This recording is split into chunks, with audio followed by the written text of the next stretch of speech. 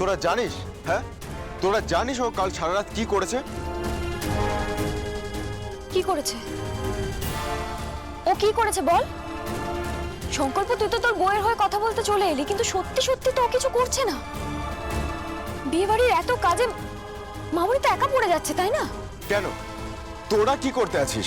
বাড়ির বউদের সব কাজ করতে হবে কেন? বাড়ির মেয়েরা কোনো কাজ করতে পারে না? এই শোন, যতটুকু কাজ করার না আমরা করে দিয়েছি। এরপর মাকে ফোন করেছি, মা আসছে। কি দুর্বান্টি আসছে? হ্যাঁ, মা আসবে তো বটেই। নইলে কি ভাবলি সংকল্প? প্রিয়মের উপর ভরসায় থাকলে এই বিয়েটা হবে নাকি?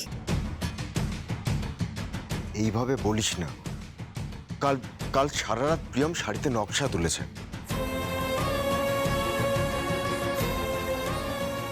হ্যাঁ, শালঙ্কারা ব্যানার্জির বাড়ির মেয়ের বিয়ে, তার বেনারসির কাজ তো নিখুঁত হওয়া দরকার, তাই না?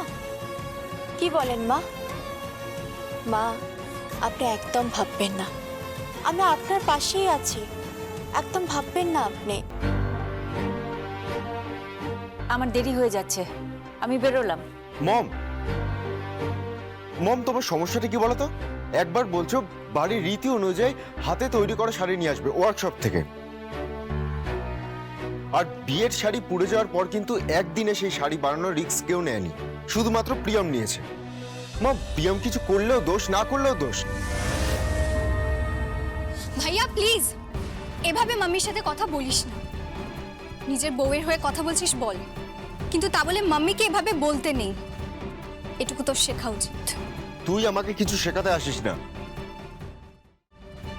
শেখাতে হবে না মানে? শেখাতে তো হবেই। তোর বউ একটা শাড়ি বানিয়ে কি গোটা দেশ উদ্ধার করে দিয়েছে? বৌদি, আজকে গয়নাগুলো কিন্তু ডেলিভারি দিয়ে গেছে, তুমি একবার দেখে নিও নিজে।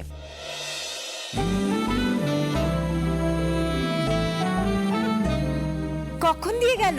এই তো আজকে একটু সকাল সকাল দিয়ে গেল। বলবে তো আমাদের। বললাম তো। প্রিয়ম, তোমার হাতে বানানো শাড়ি দেখে এলাম। কি ভালো কাজ করো গো তুমি, অসাধারণ তোমার হাতের কাজ। সত্যি তুমি খুব ভালো শাড়ি বানাও। হ্যাঁ, তাই তো তাই তো।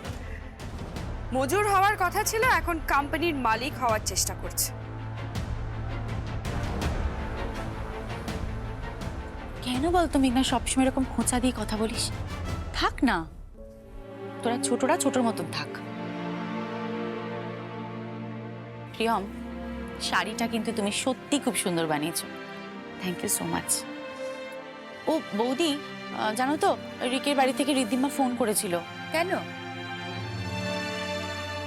ওই জানতে চাইছিল যে বর কখন আসবে, তারপরে ওদের বাড়ি থেকে গায়ে হলুদের তত্ত্ব কখন আসবে, এই সব। আসলে ওরা দুজন মিলে একার হাতে সবটা সামলাচ্ছে তো, তাই। তাই আর কি। তাহলে এখন তুই ওদের বাড়িতে চলে যা, গিয়ে হাতে হাতে ওদের বাড়ির বিয়ের কাজ তুলে দিয়া। আরে কি বলছো কি তুমি? তুমি কি পাগল হয়ে গেছো? মানে তুমি বলতে চাইছো যে বউ নিজের বিয়ের আগে শ্বশুর বাড়িতে গিয়ে নিজে বিয়ের আয়োজন করবে?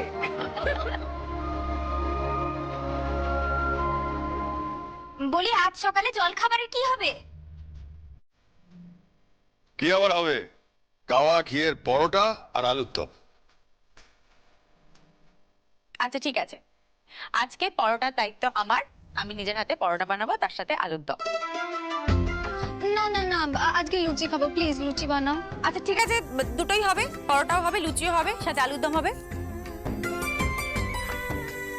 আচ্ছা, আমি কিন্তু জিমে বেরোবো। তোর এখন জিমটা থাক না, বাড়িতে কদিন বাদে বিয়ে। আরে বাবা, বাড়িতে বিয়ের হাওয়া লেগেছে, এখন তো জিমটা ছাড়, তুই বরং বাড়িতে থাক।